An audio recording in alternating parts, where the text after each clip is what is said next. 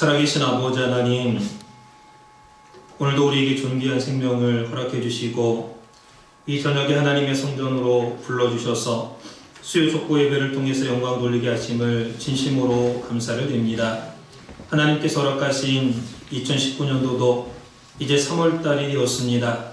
우리의 삶의 어려움과 힘든 일이 반복될수록 봄이 오는 소리를 들을 수 있는 우리 모든 성도님들 될 수 있도록 인도하여 주시옵소서. 특별히 올해에도 어김없이 봄을 알리는 사순절을 허락해 주심에 감사드립니다. 이 사순절 기간을 통해서 이제까지 살아온 우리의 신앙을 점검하고 또 회개하는 기회로 삼게 하여 주시고 주님의 부활을 준비하고 온전히 맞이하는 성별의 축복, 거룩의 축복을 허락하여 주시옵소서. 이 기간을 통해서 내 자신뿐만 아니라 내 가정과 교회와 나라의 죄를 걸머지고 다니엘과 같이 통회자복하게 하시고 반드시 예수 그리스도의 고난과 사랑의 깊이와 높이와 넓이를 깨달아서 그리스도의 장성한 분량까지 성장할 수 있는 우리 산수막교회 모든 성도님들 될 수 있도록 역사하여 주시옵소서. 오늘도 가슴에 품고 나온 영혼들을 권고하여 주시고 하나님의 은혜로 감화감동시켜 주셔서 생각이 바뀌어지고 삶이 바뀌어지고 믿음이 변화되고 성장하는 축복된 역사만 있도록 주장하여 주시옵소서. 오늘도 마음과 정성을 다해 드리는 수요 예배를 기쁘게 받아주시고 성령 충만, 말씀 충만한 예배가 되게 하여 주셔서 하나님께 영광이 될 뿐만 아니라 우리에게는 참된 기쁨과 행복과 믿음이 넘치는 믿음의 귀한 시간 될 수 있도록 역사하여 주시옵소서. 예수 그리스도의 십자가의 보혈의 피로 깨끗하게 되는 성별된 축복을 허락하여 주시옵소서. 나라와 민족을 위해서 기도합니다. 대한민국을 기억하여 주시고 마지막 하나님의 구속경륜의 완성을 위해서 대한민국을 선택해 주시고 또한 구속사의 말씀을 허락해 주심에 감사드립니다. 바라옵기는 이 구속사의 말씀을 하루속히 전 세계 열방 가운데 편발하게 펼칠 수 있는 복음의 나라, 제사장 나라 또한 거룩한 백성이 될 수 있도록 주장하여 주시옵소서. 나라 안에 깊이 뿌리 박혀 있는 모든 불의와 부정과 부패가 하루속히 뿌리 뽑히는 역사가 있게 하여 주시고 구속사의 말씀의 빛을 모든 가정과 교회와 사회 구석구석마다 충만하게 비춰주셔서 모든 어둠이 물러가고 하나님의 공의와 정의가 강같이 하수같이 흘러넘치는 귀한 나라가 될 수 있도록 인도하여 주시옵소서. 캐나다의 구속사의 말씀이 속기 편만하게 신고되기를 소원합니다. 2019년도에도 말씀의 역사가 강하게 일어나게 하여 주시고 계획하는 모든 구속사 세미나가 성공적으로 개최됨으로 말미암아 캐나다 주처에 구속사의 말씀이 빠르게 전파되는 역사가 있도록 주장하여 주시옵소서. 평강제일교회와 모든 국내의 말씀의 교회들을 기억하여 주시고 맡겨주신 구속사의 말씀을 붙잡고 나갈 때마다 교회가 부흥하고 든든히 서가는 승리의 역사만 있도록 인도하여 주시옵소서. 먼저 구속사의 말씀에 부흥이 있게 하여 주시고 에스겔 성전과 같이 여호와 선마의 축복을 받아 누릴 뿐만 아니라 그 축복을 전파하고 증거하는 말씀의 교회를 될 수 있도록 인도하여 주시옵소서. 세상의 많은 교회들과 연합하고 하나 되게 하시고 또한 협력하여서 아버지의 선하신 뜻을 이뤄나가는데 앞장서는 교회들이 될 수 있도록 인도하여 주시옵소서. 캐나다 산소망교회를 기억하여 주시고 2019년도에 더욱더 부흥하고 성장하는 역사가 있기를 원합니다. 먼저는 우리 신앙을 아버지 돌아보게 하시고 개인마다 가정마다 사순절 기간을 통해서 회개하고 기도하고 개혁하여서 주님이 원하시는 모양대로 우리의 신앙이 바꿔지는 역사가 있도록 주장하여 주시옵소서. 참된 기도운동과 회개운동이 일어날 수 있도록 인도하시고 말씀운동이 일어나서 수많은 생명을 할아버지 앞으로 인도할 수 있는 우리 산수막교회가 될 수 있도록 인도하여 주시옵소서. 주님, 우리 속에 맺혀있는 모든 마음들이 풀어지는 역사가 있도록 주장하여 주시고 올 한해 주차장과 성전 구석구석마다 보수되고 또 상하수도 문제가 해결되는 귀한 역사만 있도록 주장하여 주시옵소서. 이 시간도 하나님의 말씀을 받기 원합니다. 우리의 마음으로 활짝 열어주시고 허락하시는 말씀을 통하여 크게 은혜받고 영광 돌리는 믿음의 귀한 시간 될 수 있도록 주장하여 주시옵소서. 이 모든 말씀을 빌고 원하올 때에 거룩하신 예수님 이름 받도록 간절히 감사드렸사옵나이다. 함께 은혜 받을 생명 양식은 군대 말씀 드리겠습니다. 먼저 고린도 후서 13장 5절 말씀과 골로새서 2장 11절 12절 말씀입니다. 먼저 고린도후서 13장 5절 말씀과 골로새서 2장 11절 12절 말씀입니다.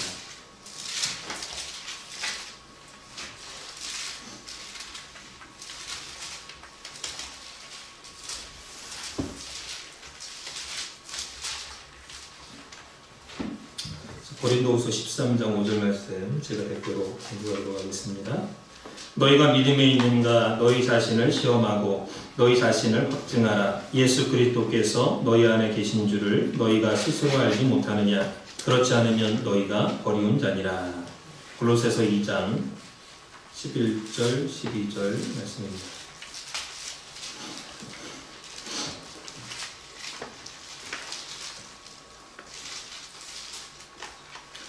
골로새서 2장 11절 말씀. 또 그 안에서 너희가 손으로 하지 아니한 할례를 받았으니 곧 육적 몸을 벗는 것이요 그리스도의 할례니라. 너희가 세례로 그리스도와 함께 장사한 바 되고 또 죽은 자들 가운데서 그를 일으키신 하나님의 역사를 믿음으로 말미암아 그 안에서 함께 일으키심을 받았느니라. 이는 하나님의 말씀입니다. 그래서 오늘 함께 은혜 받을 말씀의 제목은 세례와 사순절의 의미라는 제목으로 함께 은혜를 나누도록 하겠습니다. 세례와 사순절의 의미. 자, 오늘은 2019년도 사순절이 시작되는 수요일입니다. 오늘 말씀의 제목처럼 먼저 세례에 대해서 말씀을 증거하도록 하겠습니다. 기독교에 있어서 거룩한 예식이 있다면 세례와 성찬 예식을 꼽을 수가 있습니다. 오늘 제목이 세례와 사순절의 의미인데 이 세례하고 사순절하고 연결이 되어 있기 때문에 오늘 세례에 대해서 같이 한번 살펴보면서 은혜를 나누고자 합니다. 교회마다 세례나 성찬 예식이 없다면 그 교회는 진정한 교회로서의 역할을 감당하는 교회가 될 수가 없겠죠. 왜 그러냐? 이 세례와 성찬은 하나님께서 직접 명령하신 제도이기 때문입니다. 그래서 세상 끝날 때까지 행하라, 또 기념하라, 이렇게 말씀을 하셨습니다. 그래서 예수님께서 친히 공생애를 출발하시기 직전에 세례 요한한테 세례를 받았죠.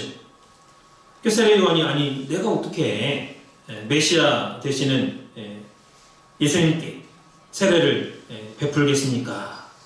저는 세례 줄 수 없습니다. 아니다. 하나님의 뜻을 이룩하기 위해서 나한테 세례를 베풀라.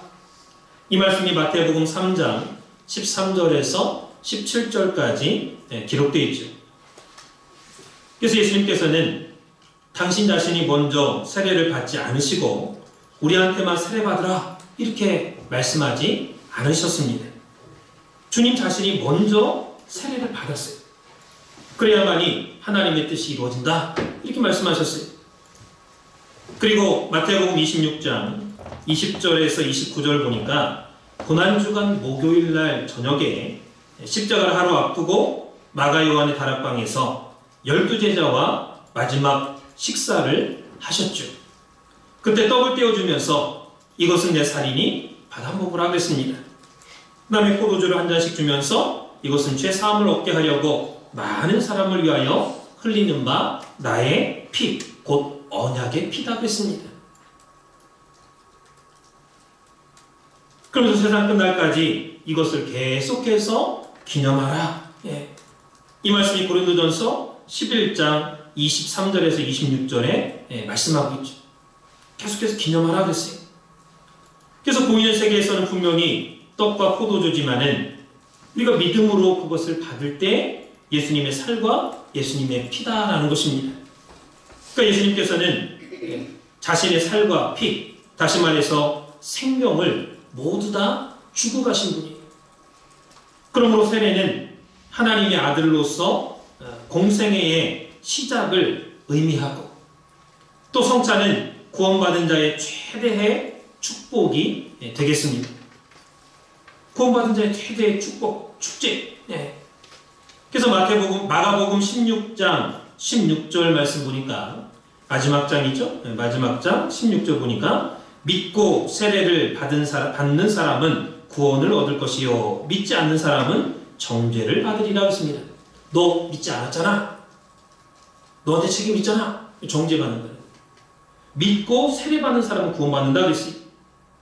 예수님께서 부활하시고 나서 40일 동안 땅에 계시다가 승천하시기 직전에 12제자와 또 500명이 넘는 그 당시 예수님을 따라다니는 많은 성도들 다 보는 앞에서 하신 말씀이, 그래서 믿고 세례받는 사람은 구원을 받지만은 믿지 않는 사람은 정죄받는다. 세례받지 않는 사람은 정죄받는다. 그러니까 세례받지 못하면 구원이 없다라는 사실입니다. 저와 여러분이 잘 아시죠. 세례가 너무 중요하죠.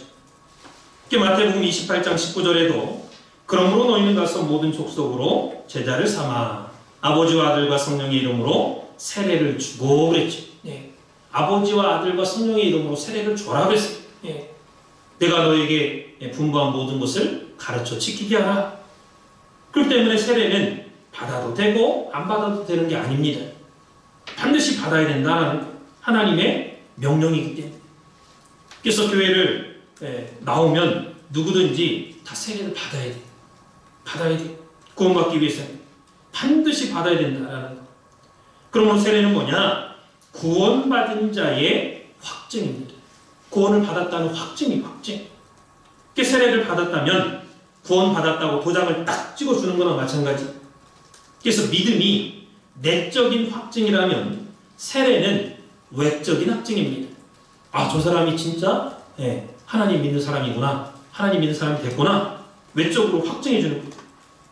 그래서 믿음이 마음으로 믿어 의에 이른다면 세례는 입으로 시인하여 구원을 받는 길이죠. 사랑하는 성도 여러분, 이 세례는요, 우리 평생에 단 한 번뿐입니다. 세례는 여러 번 받는 게 아니에요. 한 번 받으면 끝이. 그렇기 때문에 시간이 없어서 못 받았습니다. 나는 너무 사업이 바쁘고 너무 힘들고 너무 어려워서 못 받았습니다. 그거 핑계 댈 수가 없어요. 왜? 한 번 받으면 되는데 그것도 안 받았어. 평생에. 그게 핑계가 안 되는 거예요. 세례는 우리의 구원을 결정짓는 중요한 사건이에요.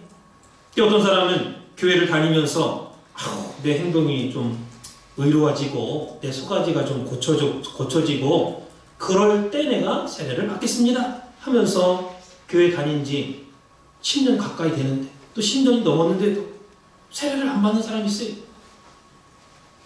자기는 죄진 게 많아가지고 양심의 가책을 받아서 못 받겠다. 그러나 그러한 사람은 자기가 생각할 때는 그 생각이 맞는 것 같이 생각하지만은 하나님께서 보실 때는 하나님 무지하게 섭섭하게 하시는 행동입니다. 섭섭하게 하나님의 마음을 섭섭하게 하는 행동입니다. 왜 그러냐? 세례는요, 죄인들이 받는 거예요. 죄인들이 회개하면 받는 게 바로 세례입니다. 죄인들이 회개할 때 받는 게 세례예요. 그래서 내가 의로워져야 받는 게 아니라 내가 회개하면 받을 수 있는 거예요. 회개하면. 사도행전 2장 38절에 너희가 회개하여 각각 예수 그리스도의 이름으로 세례를 받고 죄 사함을 얻으라 그랬습니다. 그러니까 세례를 받으면 죄 사함을 받는 거예요. 그러니까 세례의 가장 큰 의미 중에 하나가 뭐냐? 죄 사함이. 죄 사함. 그래서 우리가 의로워서 세례를 받는 게 아니라 죄인이기 때문에 그 죄를 사함받기 위해서 세례를 받는 거예요. 그 세례는 뭐냐? 예수 그리스도와 하나 되는 것이 세례입니다. 내가 세례를 받는 순간에 예수님과 하나가 된다라는 것. 예수님 당시에 예수님을 욕하고 저주하고 예수님한테 가는, 예수님의 제자들한테 가가지고 세례받는 그 많은 사람들, 욕하고 반대한, 저주한 그런 대제사장들과 서기관들과 바리새인들, 장로들이 그 세례, 요한의 세례, 예수님의 제자들이 주는 세례, 그거 우습게 알았습니다. 그래서 자기들은 세례 안 받았어요. 아유, 저놈 새끼들, 저 배우지 못한 놈들, 쓸데없는 짓 하고 있다. 세례 안 받았어요. 그때 하나님께서 뭐라고 말씀하셨느냐? 누가복음 7장 29절 30절 보니까 저희는 스스로 하나님의 뜻을 저버리는 사람들이라고 했어요. 아주 무시무시한 말씀을 하셨습니다. 예수님께서. 그러므로 우리가 세례를 반드시 받아야 돼. 만사 제쳐놓고 세례 안 받으면 돈이 몇 억이 생긴다? 그럴지라도 그 포기하고서라도 세례 받아야 돼. 여러분이 돈 가지고 구원받을 수 있습니까? 그러나 세례 받아야 구원받을 수 있어요. 세례 못 받으면 구원 못 받아요. 로마서 6장 3절에 무릇 그리스도 예수와 합하여 세례를 받는 우리는 그의 죽으심과 합하여 세례 받은 줄을 알지 못하느뇨 그랬죠. 그래서 우리가 세례를 받는 것은 예수님과 함께 십자가에 죽는 과정이다라는 것. 또 로마서 6장 5절에 만일 우리가 그의 죽으심을 본받아 연합한 자가 되었으면 또한 그의 부활을 본받아 연합한 자가 되리라 그랬습니다. 예수님께서 죄 때문에 십자가에 달리셨는데 그리고 부활하셨는데 그렇다면 나도 세례를 받는 순간에 예수님의 부활이 나의 부활이 된다라는 거예요. 그래서 내가 예수님과 연합해서 함께 십자가에 죽고 또 함께 십자가에서 부활하는 것이 바로 세례. 그래서 세례는 예수님의 영원한 생명과 연합하는 거예요. 하나 되는 겁니다. 여러분들이 몸이 건조하게 아무것도 이러한 성경적인 지식도 모르고 세례를 받았다면 오늘 말씀을 통해서 신앙에 이러한 확실한 근거, 믿음이, 기초가 있어요. 그래서 내가 알게 모르게 성깔 내고 또 못된 소가지가 있고 심통이 벌벌하고 이러한 모든 것을 주님의 십자가에 못 박는 것이 바로 세례입니다. 이 육적인 걸 죽이는 것이 세례, 죄 짓는 것. 그리고 세례 받은 사람은 주님의 부활이 돼 부활이 된다 그랬어요. 주님의 부활이 돼 부활이 된다. 얼마나 감사해요. 이 땅에서 아무리 좋은 집에, 넓은 집에, 좋은 집에 살아도 죄 사함 받지 못하고 세례 받지 못하면 아무 소용이 없어요. 나중에 하나님 앞에 갔을 때 지옥으로 떨어지는 거예요. 사순절하고 세례하고 무슨 관계가 있느냐? 이 사순절은요, 누가 지키는 거냐? 이 사순절을 누가 지키는 거냐? 세례받은 사람이 지키는 거예요. 세례받은 사람이 세례받은 다음에 지킬 수 있는 게 사순절이에요. 사순절은요, 아무나 지키는 게 아니에요. 세례받은 확실히 하나님의 자녀가 된 사람만이 지키는 게 사순절이지, 개고, 소고, 누구고 다 지키는 게 사순절이 아닙니다. 나는 세례 안 받겠다. 이것은 나 예수 필요 없다. 똑같은 말이에요. 세례 안 받으면 나는 영원한 생명이고 뭐고 필요 없다. 나는 죽으면 그냥 그만이다. 이렇게 말하는 사람은요, 아주 지독한 사람입니다. 독한 사람이에요. 예수님과 연합을 거부하는 사람이지. 예수님과 연합을 거부하는데 어떻게 구원받아? 다 지옥 가는 거죠. 세례는 예수 그리스도로 옷 입는 거예요. 예수 그리스도로 옷 입는 겁니다. 세례 받는 순간에 예수님의 옷으로, 천국의 옷으로 갈아입는 거예요. 그 말씀이 갈라디아서 3장 27절에 있죠. 누구든지 그리스도와 합하여 세례를 받는 자는 그리스도로 옷 입었느니라. 세례가 이만큼 중요해요. 세례 받은 사람은 예수 그리스도로 옷 입은 사람이다 그랬어요. 그 다음에 세례 받으면요, 성령님이 하나님의 자녀가 되었다는 걸 보증해 줘요. 이 사람은 하나님의 자녀입니다. 내가 보증합니다. 성령님이 보증해 주는 거예요. 도장 딱 찍어 그 나라 갈 때까지 지켜주시고 보호해주고. 그러니까 세례가 무슨 의식인지도 모르고 오늘날까지 장로가 되고 집사가 되고 권사가 됐다면 이 사순절 기간에 회개해야 돼. 세례가 이런 거였구나. 내가 세례를 받긴 받았는데 이렇게 자세한 건 내가 몰랐구나. 회개해야 돼. 결론적으로 세례는 어떤 사람에게 주느냐? 죄를 고백하는 사람, 회개하는 사람한테 주는 선물이에요. 오늘날까지는 내 생각대로 살았지만은 이제부터는 하나님의 뜻을 위해서 내가 믿음으로 살겠습니다. 내가 교회의 법을, 하나님의 법, 말씀의 법을 내가 지키겠습니다 하는 표시가 바로 세례. 그러니까 아무런 믿음 없이 그냥 교회에 그냥 왔다 갔다 빠졌다가 자기 나오고 싶을 때 나오고 안 나오고 싶을 때 안 나오고 그냥 1년 흐르고 2년 흘렸다고 해서 세례 주면요, 큰일 나는 거예요. 그렇다고 아까 말씀드린 것처럼 교회는 열심히 다녔는데 몇 년을 다녔다고 세례를 안 받았어? 그것도 큰일 나는 거예요. 그래서 세례가 이만큼 의미 있고 중요하다는 걸 우리가 알아야 돼. 만약에 세례라는 제도가 없다면 교회를 나오긴 나오는데 저 사람이 하나님의 자녀가 됐는지 안 됐는지 누구만 알아요? 하나님만 아는 거예요. 물론 세례를 받아도 진정으로 하나님의 자녀가 된 사람도 있고 안 된 사람도 있겠지만은, 그러나 세례라는 제도가 있기 때문에 확실히 외적으로도 아, 저 사람 진짜 우리 교인이구나, 하나님의 자녀구나, 친구가 되는 거죠. 그래서 세례는 천국 시민의 자격증인 천국의 시민증을 받는 순간입니다. 또 하늘과 땅을 나누는 경계선이고 죄인과 의인을 나누는 분수령이고 지옥과 천국을 나누는 갈림길이에요. 세례가 이만큼 중요합니다. 그래서 세례받지 않고서는 하나님의 자녀가 될 수 없고 하나님 나라에 들어갈 수도 없다라는 거. 세례를 받아야 하나님의 자녀가 됩니다. 그래서 하나님 앞에 충성할 수가 있는 거예요. 세례도 안 받았는데 내가 하나님 앞에 충성하겠다, 그냥 막 불타는 믿음으로 막 충성하는 사람 봤어요? 세례도 안 받고.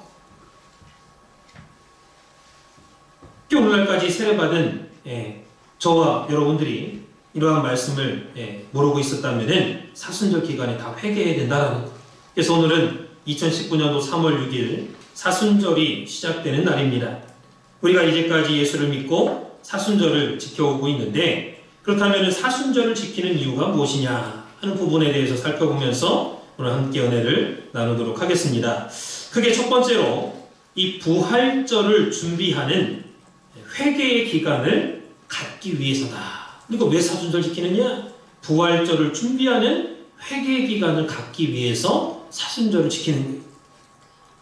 여러분, 마태복음 28장이나 마가복음 16장, 누가복음 24장을 보면 다 공간복음의 이제 마지막 장이죠. 마지막 장 부활장이라고 했죠. 요한복음만 부활장이 2장입니다. 그럼 이제 마태복음 28장, 마가복음 16장, 누가복음 24장에 보면 막달라 마리아와 또 요한나, 또 야고보의 모친 마리아, 그리고 다른 여자들이 빈 무덤 앞에서 서성이고 있었습니다. 예수님 이제 무덤에 이렇게 묻고 돌로 막 다 놨죠. 그 다음 날 일찍 가가지고 빈 무덤 앞에 서성대고 있었어요. 그때 천사가 나타나서 야야야, 빨리 떠나라. 왜 산 사람을 죽은 자 가운데서 찾으려고 하고 있느냐? 이렇게 말씀했습니다. 또 요한복음 20장을 보면 베드로하고 요한이 막달라 마리아의 말을 듣고 와서 큰일 났습니다. 베드로한테, 요한한테 알린 거예요. 막달라 마리아가 큰일 났습니다. 주님의 거기 무덤에 가보니까 예수님이 없어졌습니다. 누가 지금 훔쳐간 것 같습니다. 그 얘기를 듣고 베드로하고 요한은 불이 나게 뛰어갔죠.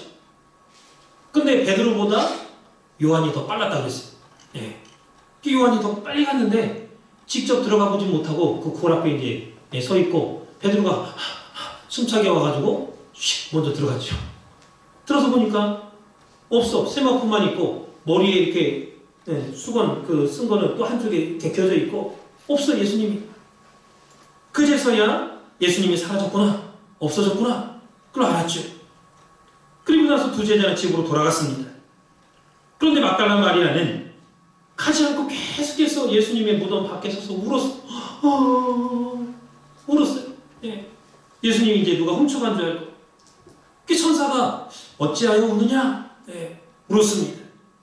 그랬더니 어떤 사람이 예수님의 시신을 가져간 것 같은데 어디다가 숨겨놨는지 몰라서 내가 울고 있다. 우선 뒤를 돌아보니까 부활하신 예수님이 서 계신 거예요. 그 예수님이 다시 한번 묻습니다. 여자여, 어찌하여 울며 누구를 찾고 있느냐? 그러니까 예수님인 줄 알아보지 못하고 동산직인 줄 알았다고 했어요. 막달라 말이에요. 동산직인 줄 알았다. 그러면서 당신이 예수님의 시신을 어디다가 감춰놨으면은 나한테 좀 알려주십시오. 내가 가져가겠습니다. 그때 예수님이 마리아야, 친근하게 마리아야 하시니까 그제서야 예수님의 음성을 알아차렸어요. 그러니까 부활하신 예수님이 예전의 모습하고 다르게 나타나셨는지도 몰라요. 왜? 못 알아본 거 보니까. 근데 음성을 들어보니까 예수님이 딱 알아챘습니다. 라보니요, 선생님 하고 대답했죠. 예수님이 야, 빨리 가서 나 만지지 마라. 나 아직 아버지한테 가지 않았으니까 나 만지지 마. 그래서 빨리 가가지고 내 형제들에게 내가 너희가 믿는 하나님 그 아버지께 간다고 승천할 때가 이제 있다고 빨리 알려라. 그랬죠. 누가복음 24장 6절 7절 보니까 예수님이 무덤 안에 들어가니 예수는 보이지 않고 흰옷 입은 두 천사가 있는데 그 천사가 어찌하여 산자를 죽은 자 가운데서 찾느냐? 그는 여기 계시지 않고 살아나셨느니라. 그러면서 갈릴리에 계실 때에 너희들에게 어떻게 말씀하셨는지 한번 기억해봐라. 그러면서 인자가 죄인의 손에 넘기고 십자가에 못 박히고 제3일 만에 다시 살아나야 하리라. 그렇게 말씀하셨지 않느냐? 그 말씀대로 살아났다는 거예요. 그러므로 무덤을 떠나라 라고 하는 말씀은 부활하신 예수님을 맞이할 준비를 하라 그런 말씀이에요. 또 더 이상 여기 있지 말고 예수님 부활했어. 살아나셨어. 그러니까 빨리 가서 예수님 만날 준비해. 빨리 갈릴리로 가. 갈릴리에서 보자고 했잖아. 예수님이 야, 나 이제 3일 만에 살아날 테니까 갈릴리로 가라. 거기서 보자. 예수님 말씀하셨거든요. 그러니까 더 이상 여기 왜 산 사람을 죽은 자 가운데 여기서 서성거려. 왜 찾고 있어. 예수님 부활했어. 그러니까 빨리 가봐. 이 말씀은 부활하신 주님을 만날 준비를 해라 그 말이. 그래서 오늘 우리가 맡고 있는 이 사순절 똑같은 의미입니다. 사순이 뭐 하는 거냐? 부활하신 예수님을 맞이할 준비하는 기간이에요. 그래서 사순절은 세례받은 성도들이 아무나 맞는 게 아니라 세례받은 성도가 부활절을 맞이하기 위해서 부활절을 기준으로 주일을 빼고 40일 전에 준비하는 회개의 기간, 준비 기간이죠. 그래서 올해는 언제가 부활절인가요? 4월 셋째 주일 21일이죠. 사순절의 시작을 따질 때는 항상 부활절이 기준일까요? 사순절이 기준일까요? 부활절이 기준이에요. 부활절을 근거로 해서 주일 빼고 40일 이렇게 계속 해가지고 거기가 딱 사순절 시작이에요. 사순절이 기준이 아니라 부활절이 기준이에요. 그러면 이 부활절은 어떻게 정하느냐? 부활절을 정하는 기준이 두 가지가 있다겠죠? 하나는 춘분. 춘분은 겨울 지나 봄으로 오는 시기에 밤과 낮의 길이가 같은 시기죠. 그 다음에 두 번째는 춘분이 지나서 두 번째 조건은 음력 15일이 지나서 보름이죠. 음력 대보름. 보름이 지나서 다음에 첫 번째 주일을 부활주일로 정한다고 했습니다. 그래서 올해는 춘분이 3월 21일이에요. 그래서 이 춘분 지나서 음력 15일 지나서 그 다음 첫 주일이니까 이 춘분이 음력으로 따지면 음력 2월 15일입니다. 음력으로 춘분이 2월 15일이에요. 그러면 2월 15일이 지나서 다시 보름이 지나야 돼요. 그러니까 이제 3월 15일이 지나야 되는 거죠. 그러니까 한 달 가까이가 막 또 늦춰져가지고 그래서 이제 4월 달에 늦게 부활절이 되는 거예요. 그래서 3월 15일이 언제냐? 양력으로 4월 19일입니다. 4월 19일 금요일이에요. 그래서 4월 19일 금요일이니까 음력으로 보름이 지난 첫 번째 주일이니까 19, 20, 21일이 되는 거죠.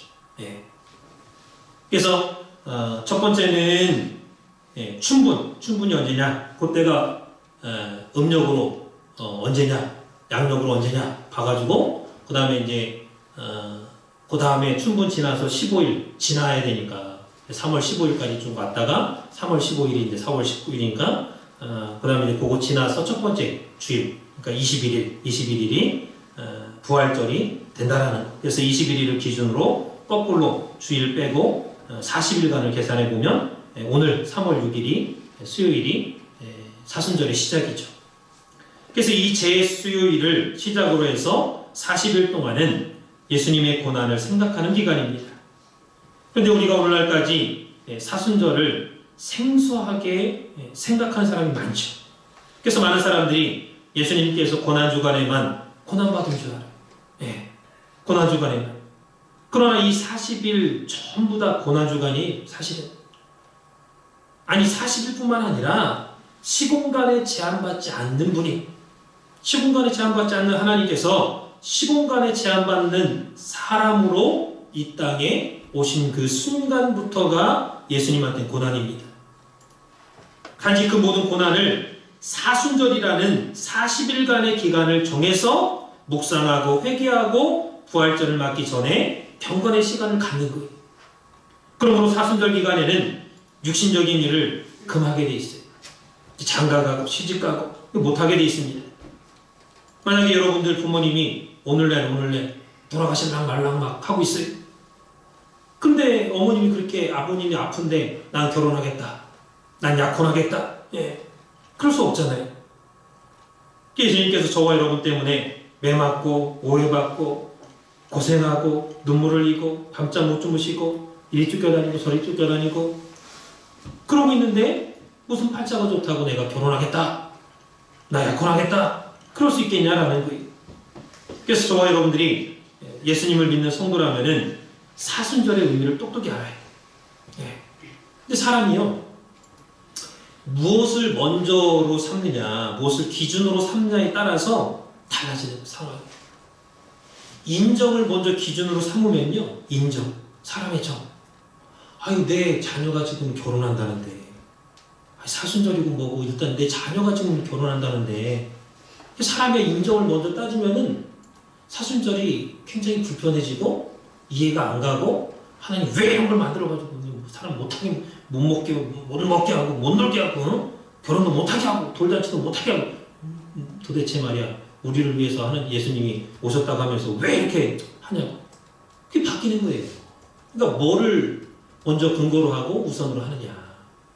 약속도 마찬가지입니다. 내가 세상적인 약속을 먼저 잡으면요, 예배 시간에 교회에 왔어도 아이고 이 시간에 누구 먼저 만나기로 했는데, 거기 가기로 했는데, 이렇게 되는 거예요. 그러면 내가 하늘이 두 쪽 나도 예배 시간만큼 내가 하나님 앞에 먼저 하나님 앞에 예배 드려야 된다. 그럼 약속 자체를 안 잡죠. 그렇게 하면. 이 사순절도 마찬가지입니다. 하나님께서 우리를 위해서 이렇게 먼저 오셔가지고 매 맞고 십자가 지시고 대신 죽어주시고 고통받으시고 했는데, 그걸 먼저로 본다면 육신적인 모든 것들은 당연히 차선으로 놓게 되는 거죠. 그래서 이 모든 것이 누구 때문에 고난을 받으시고 고통 당하셨느냐? 저와 여러분 때문에. 그러므로 이 사순절 기간에 우리는 지금까지 신앙을 되돌아보고, 회개할 것은 회개하고 잘못된 건 고치고 잃어버린 것은 다 찾아오는 그러한 역사가 있어야 될 줄 믿습니다. 그래서 구체적으로 믿음도 잃어버리고 봉사도 안 하고 11조 떼먹고 헌금도 아까워하고 이런 모든 것을 끄집어다가 내놔야 돼. 하나님 앞에 회개하는 기간이 바로 사순절 기간입니다. 그래서 저와 여러분이 각자의 신앙을 이 사순절 기간을 통해서 점검해 보시기 바랍니다. 오늘 본문에 고린도후서 13장 5절에 너희가 믿음에 있는가 너희 자신을 시험하고 너희 자신을 확증하라. 그리스도께서 너희 안에 계신 줄을 너희가 스스로 알지 못하느냐? 그렇지 않으면 너희가 버린 자니라 그랬습니다. 예수님이 내 안에 있는지 없는지 확인도 안 할 때가 있어요. 어떨 때. 그래서 늘 예수님 나와 함께 하신다, 이게 믿음은 좋죠. 믿음은 좋은데 하나님의 뜻대로 내가 행하지 못할 때가 있잖아요. 막 신경질 부릴 때도 있고. 그러면 예수님이 그 순간은 도망가 계시고, 예수님도 불안한 거 싫어요. 예수님 내 마음이 그렇게 평화롭지 못하고 불안하면은 예수님도 내 안에 있고 싶어도 있을 수가 없어요. 근데 나는 언제나 예수님 나와 함께 하신다 이렇게 믿잖아요. 그건 내 믿음이고, 진짜 예수님이 내 안에 있는가 확증하라는 거예요. 한번 확인해 보라는 거예요. 만약에 너희 안에 없으면 너 버리는 자다 그랬어요. 그러니까 내가 하나님을 믿는 성도로서 하나님께서 원하시고 기뻐하시는 성도냐, 내가 진정 하나님을 믿는 생활을 했느냐, 이거를 다 내놓고 회개하고 금식하고 예배 시간에 빠지지 않는 것이 바로 사순절 기간이다라는 것. 예수님께서 저와 여러분들을 위해서 공생애를 시작할 때에 먼저 40일 동안 성령님에 이끌려가지고 마귀한테 시험을 받았죠. 그래서 우리가 누구나 다 알고 있는 것은 예수님이 40일 동안 금식했다. 마귀가 예수님을 3번 시험했다. 그건 누구나 다 알고 있어요. 근데 뭐를 모르고 있느냐? 들짐승하고 함께 있으면서 40일 동안 들짐승들과 함께 있으면서 들짐승들의 괴롭힘을 당하면서 40일간 금식했다는 건 모릅니다. 사람들이. 다 같이 마가복음 1장 13절 말씀을 읽겠습니다. 마가복음 1장 13절 말씀.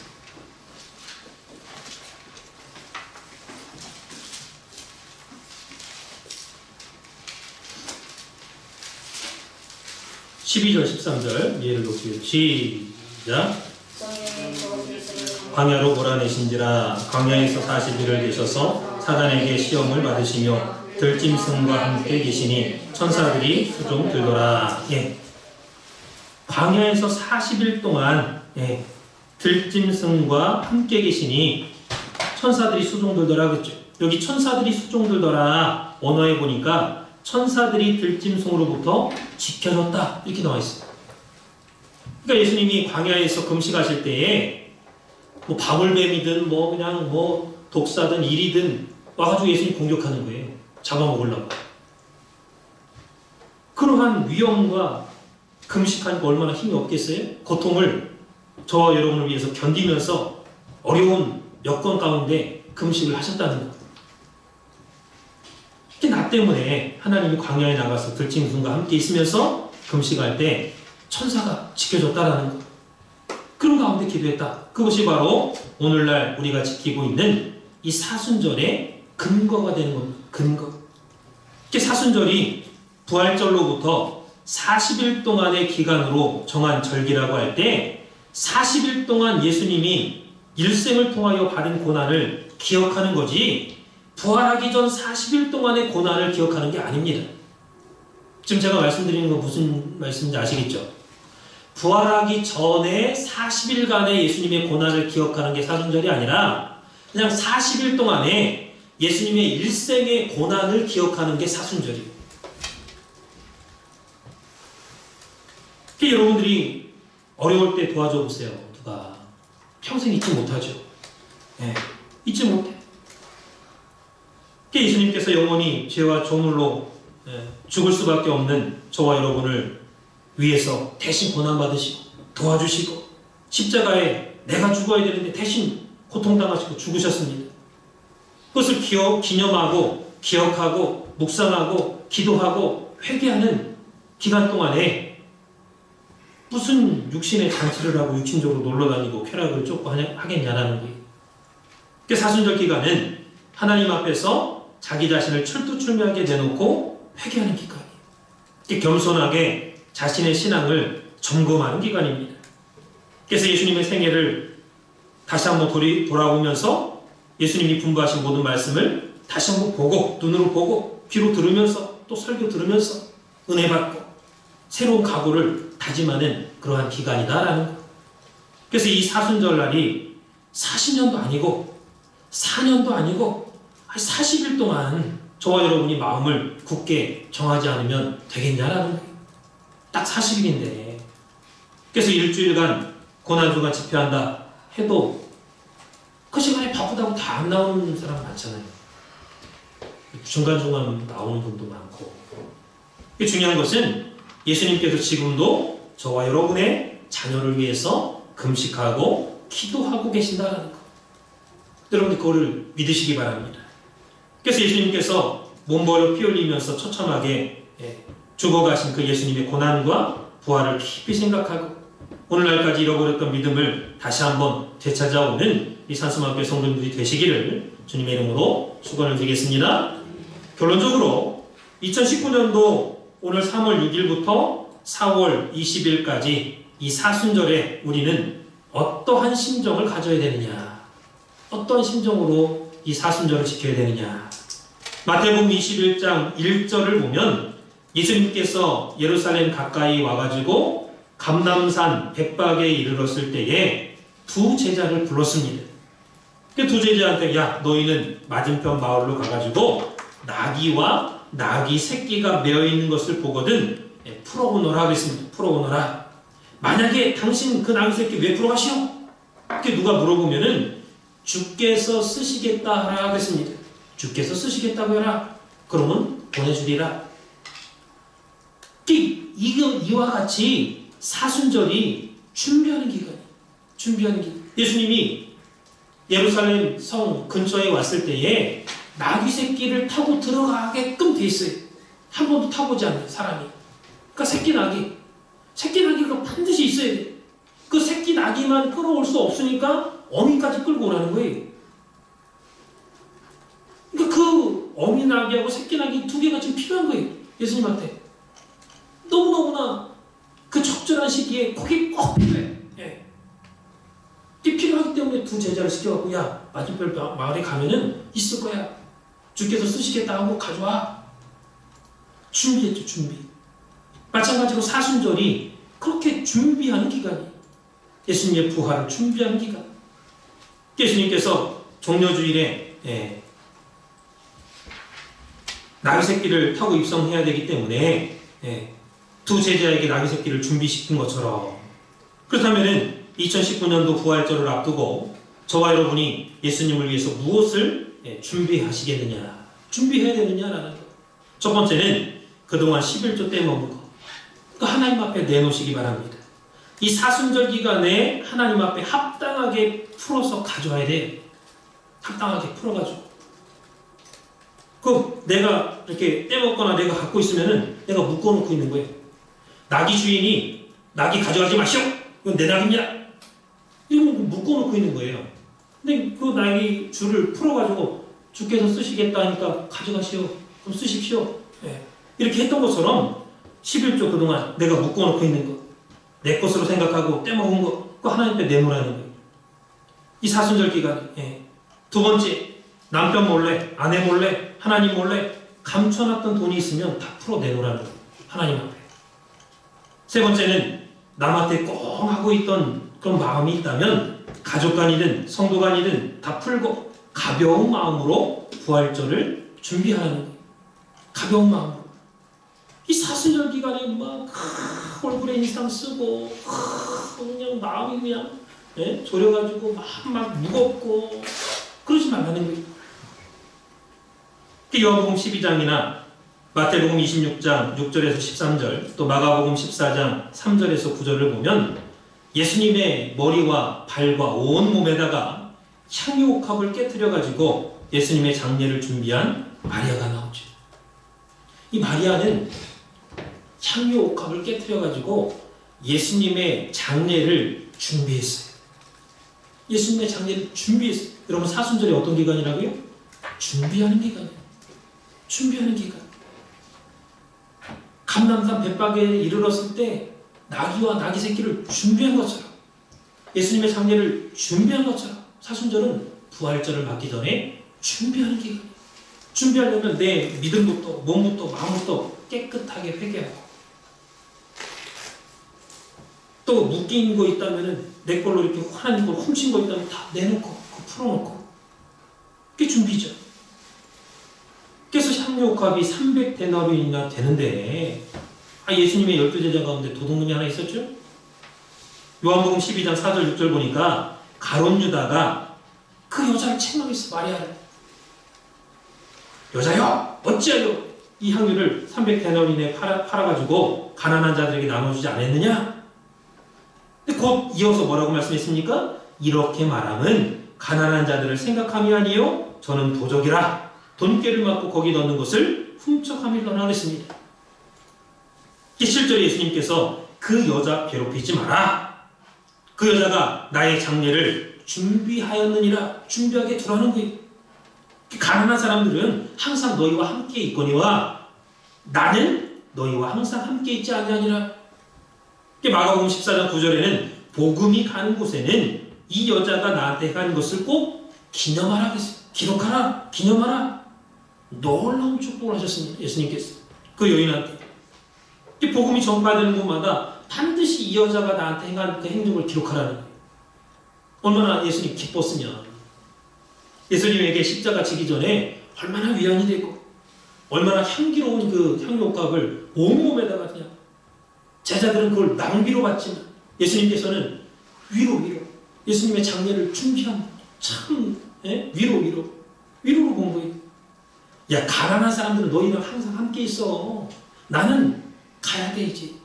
근데 마지막 내 가는 길을 정말 밝혀주고 향기롭게 해주고 위로해준 여인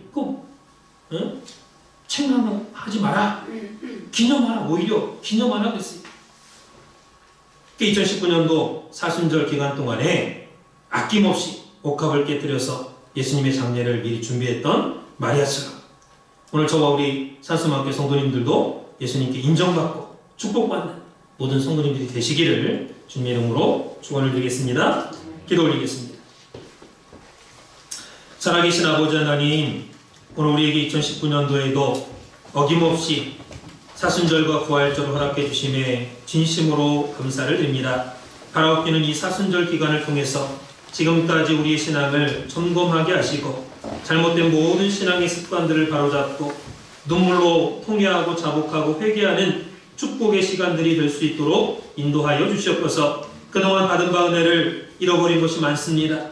이 사순절 기간에 다 찾아내게 하여 주시고 회복하게 하여 주시고 주님의 부활이 나의 부활이 되는 축복된 우리 산수만교의 가정가정들 될 수 있도록 주장하여 주시옵소서. 이 모든 말씀 이루어 주신 줄 믿고 감사드리며 사랑 많으신 예수님 받도록 간절히 감사드렸사옵나이다. 하나님께 영광의 박수 드리겠습니다. 허락하신